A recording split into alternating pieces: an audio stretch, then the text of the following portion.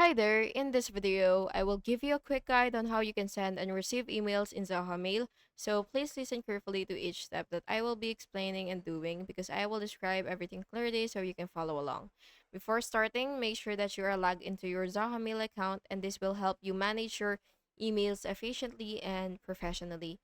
Once you log into your Zoho Mail, you will just go ahead and click Mail from your dashboard and then click New Mail. And then what you will have to do is basically just um, enter the recipient's email, the address, the subject, and message. And then what you will have to do is click Send, which is right here. So once you have your recipient from your contacts, and then your contact and then your message itself, what you will have to do is basically just send it once you're all done.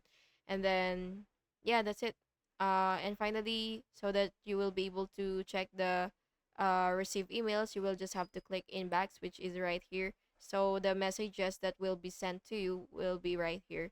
And that's basically just it. Make sure to refresh the page to see the recent messages, and the new images will appear at the top, and you can open them, you can reply to them, or even forward them.